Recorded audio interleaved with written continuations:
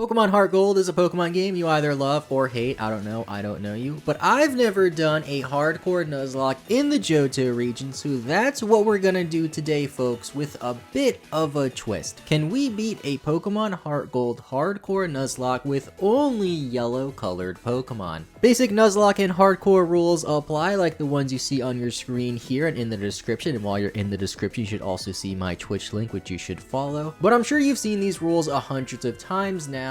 And the twist we'll have this time is we can only catch yellow colored Pokemon. Now the Pokedex actually categorizes Pokemon by color if you didn't know, and every single Pokemon is only categorized having one single color.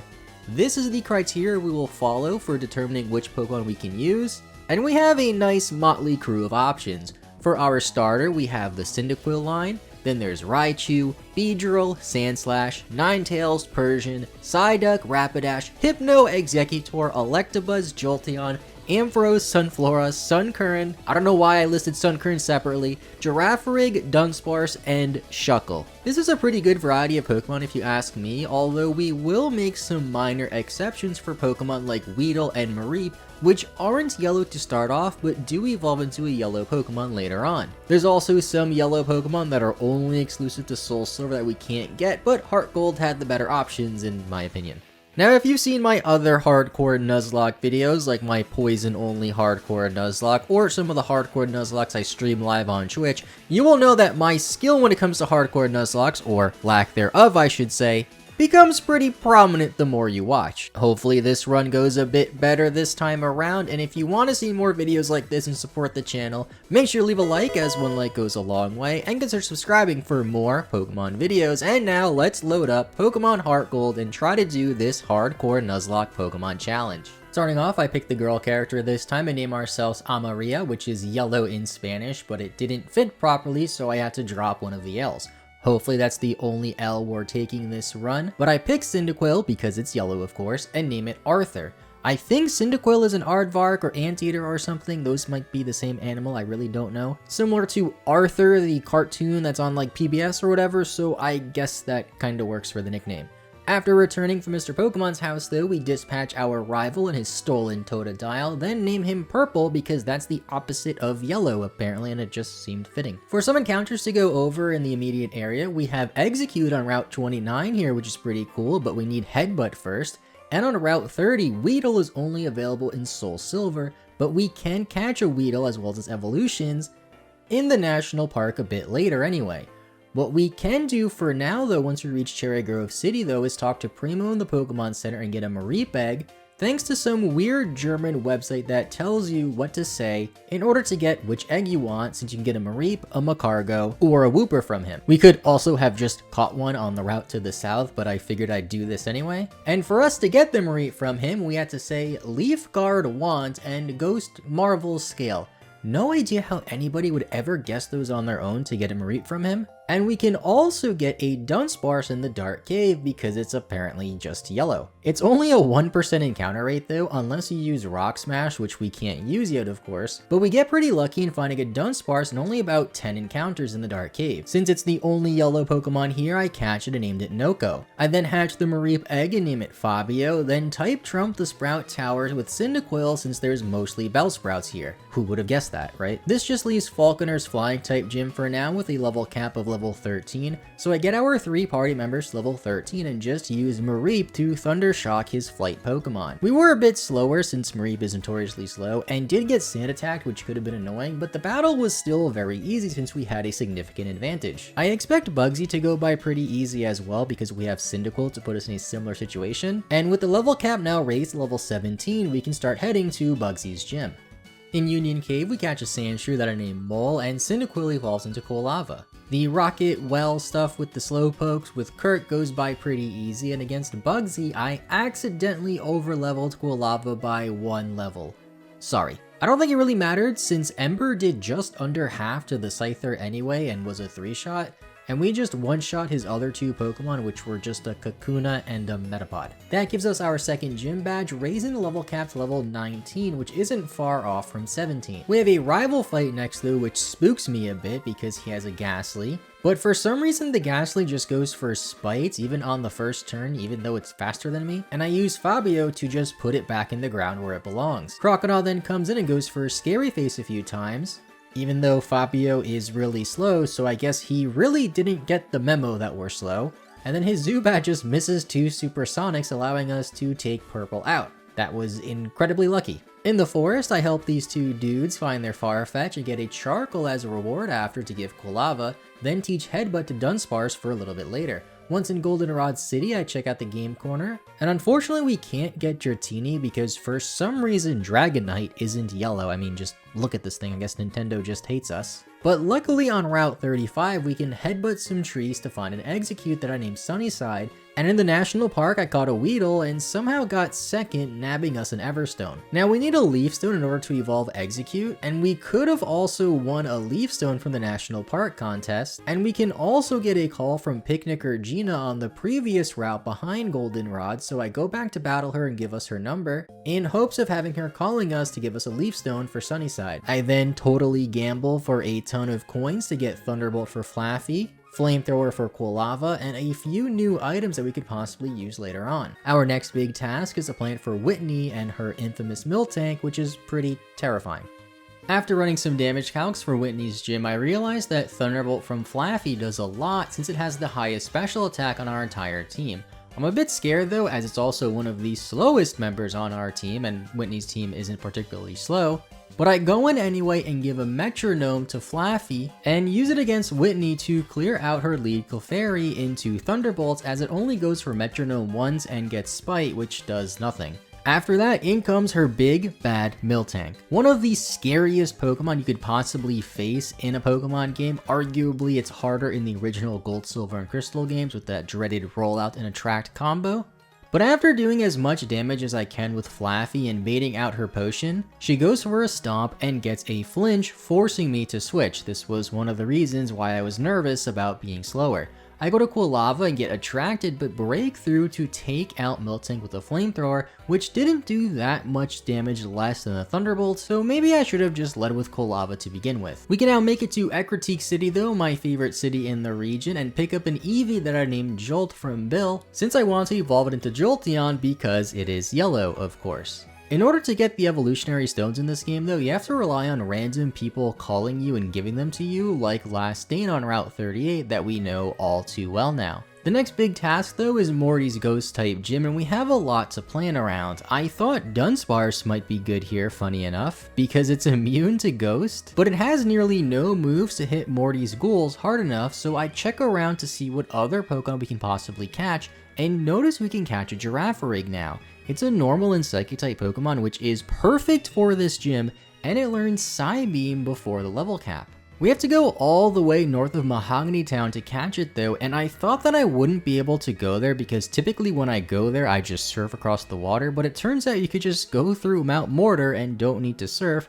in order to get to Mahogany Town. We could also technically do the Team Rocket stuff here and fight Price now, but that seems kinda silly. I just go and catch the Girafarig and name it Cat Dog because, well, I'm sure you can guess why. We then have to do some Burn Tower stuff that I forgot about but was pretty easy, and then I give Girafarig the Metronome, much like how we gave Flaffy the Metronome in the previous gym, and hammer away to one-shot everything on his team and only take one curse from his final Gengar. Who knew that of all Pokemon, a Girafarig holding a Metronome would prove to be so strong? If Girafarig wasn't in this game, I really don't know how we could have beat Morty. I then quickly go through Olivine City and into Cyanwood City where we get a Shuckle. The Pokedex says Shuckle is yellow, not red for some reason, so we could use it if we really wanted to, and at this time I thought about possibly using it against Price or even Claire later on.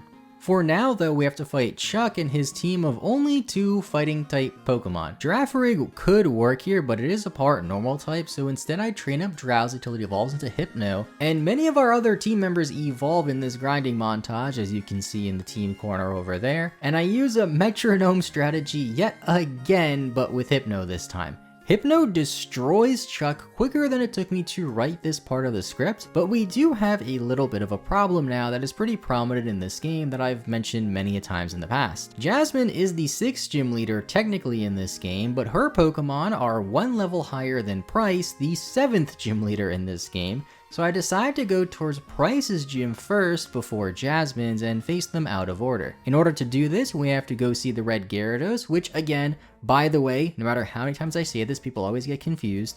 The Pokedex categorizes Pokemon by color and gives them one color.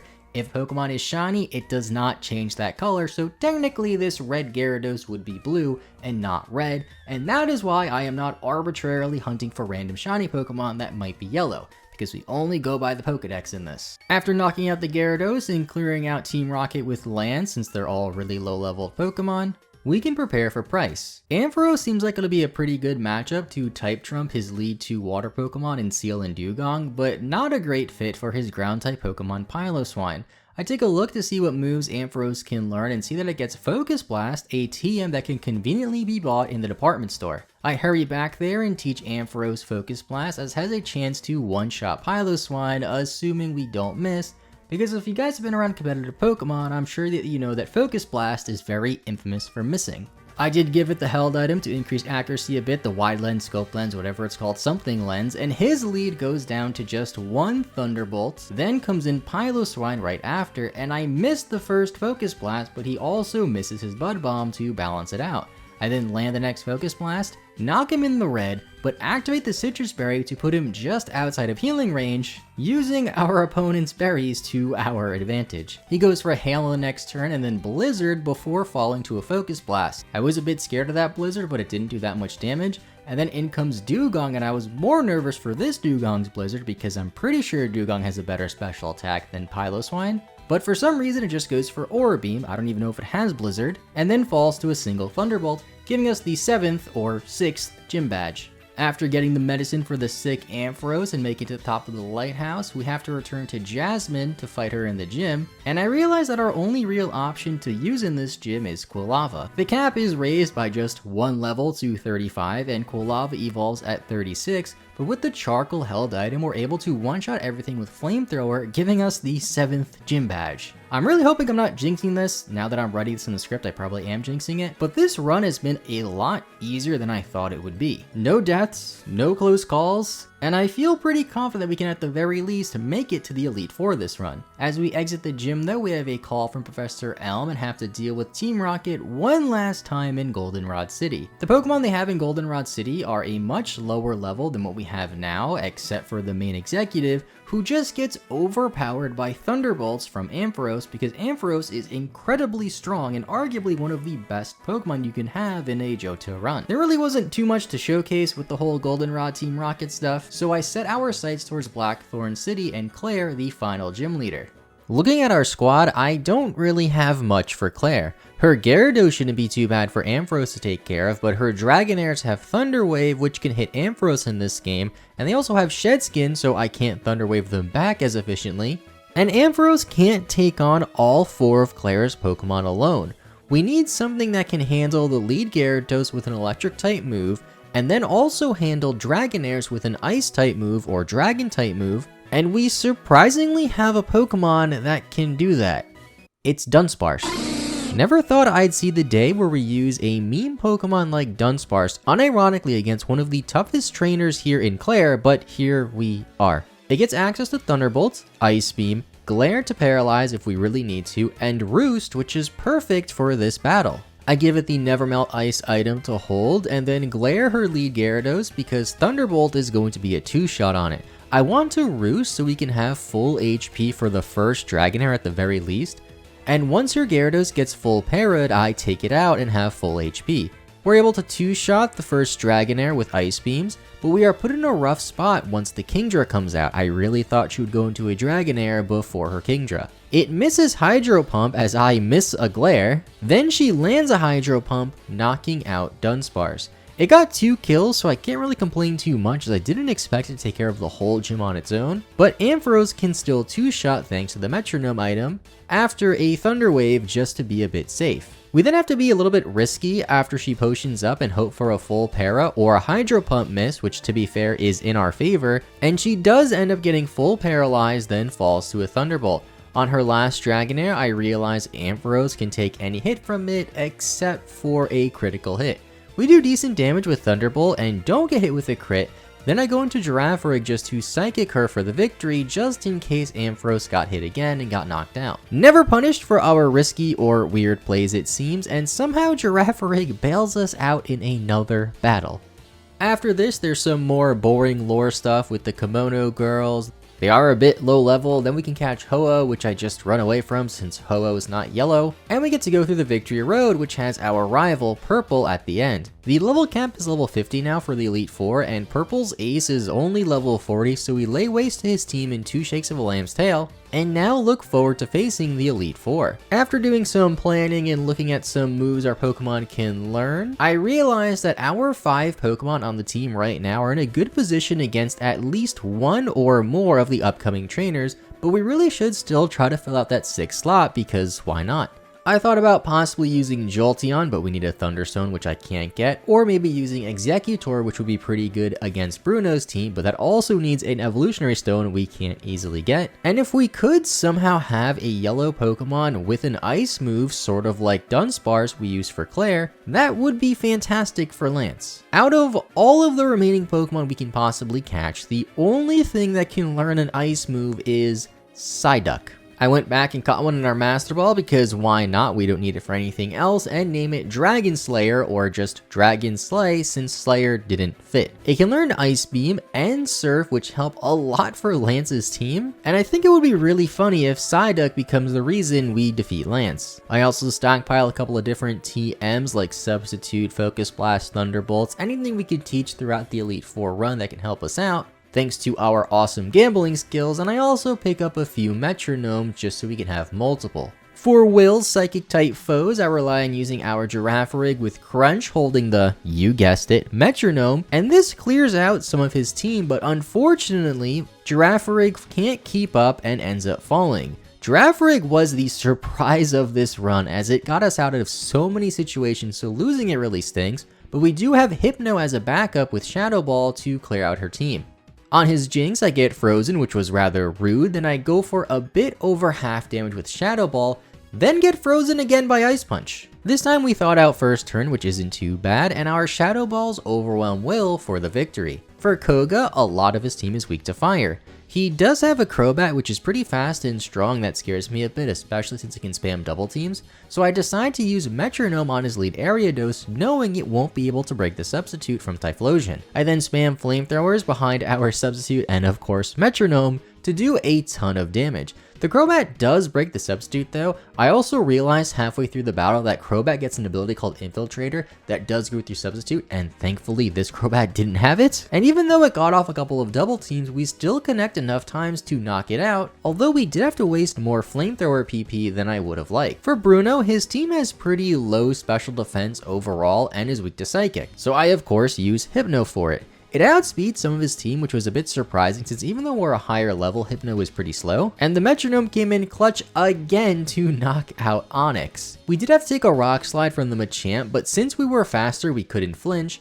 and we knock it out on the following turn. Fourth up is Karen, who seems much harder than the previous 3 trainers. She is technically a Dark-type trainer, although her team is pretty diverse and doesn't share that many weaknesses as the previous trainers, as she has a Vileplume, which is not Dark-type, and a Gengar, which is also not Dark-type. I decided to use the Typhlosion Substitute Metronome strategy again here since her lead Umbreon can't break our Substitute, but I do have to risk some misses as her Umbreon has Double Team. I did miss a couple of times here again, but did get through to kill the Umbreon, and then her Gengar also lives a hit. It outsped me, broke the Substitute too, and also has the move Destiny Bond, which can knock us out easily, but there really isn't much I can do here, so I just risked the chance of her going for Destiny Bond on the following turn, and she of course goes for Destiny Bond as we trade our Typhlosion for her Gengar on this turn. Ampharos can comfortably 3-shot her Vileplume and take hits pretty well, and also 1-shot her last Pokemon in Murkrow though, so I go into it to take out Karen. All that's left now is Lance, and the main issue we have with this team are his 3 Dragonites. We only have 4 Pokemon left now, but at least these are the 4 best remaining Pokemon for this fight, as Typhlosion wouldn't have done anything here, and Girafarig would have been okay, but nothing too special. I led with Ampharos to type trump his lead Gyarados for 400% damage, then in comes one of the 3 Dragonites. I get pretty scared but try to Thunder Wave it so Psyduck can at least come in and try to kill it, but unfortunately it outspeeds us, goes for an Outrage, and kills Ampharos. I go to Hypno to try to live a hit and then land Hypnosis, which is pretty wishful thinking but it surprisingly works out. Then I switch to Dragon Slayer. I go for Ice Beam, don't kill, then Psyduck just dies on the following turn. I mean, it was a Psyduck, I don't really know what I expected. If you're wondering why I didn't evolve Psyduck, by the way, Golduck's not yellow, it's blue, so there's that. And this is pretty terrible now, since we only have a half-dead Hypno now and a Sandslash that I don't think I have used at all in this run yet, but I've had it on the team because it's a ground type and I thought it'd be good. And now is its only chance to really shine. I decide to go to Hypno first and try to go for a Hail Mary Hypnosis, but that doesn't work. And then we need insane luck for Sandslash to be able to sweep his team.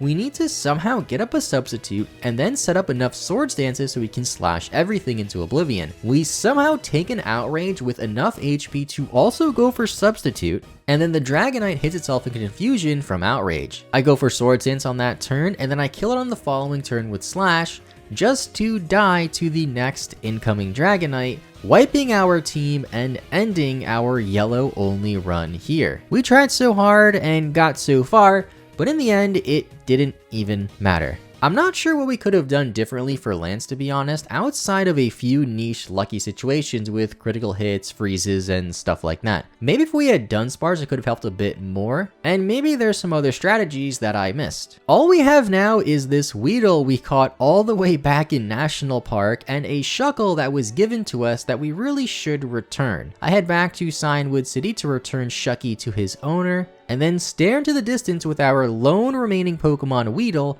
trying to figure out where we went wrong. Maybe next time we will win our hardcore Nuzlocke on our first attempt. That's like my ultimate goal. If we could do that, that'd be insane. But the fact that we did so well on this first attempt and made it all the way to the champion makes me pretty happy. I spent more time planning in this hardcore Nuzlocke than I have in my previous hardcore Nuzlocke videos. And Heart Gold and Soul Silver in general have a ton of resources at our disposal, meaning there's a lot of options you can do for hardcore Nuzlockes in this game. There's also the Metronome item, which I recently found out from this run is actually incredible, because if you just spam the same move, you'll be doing tons of damage. I guess Metronome was the real MVP of the video and not Girafarig, but either way, if you enjoyed the video, consider leaving a like and subscribing as it helps the channel a ton. And with all that out of the way, I hope you have a good rest of your day. I will see you all next time, and bye bye.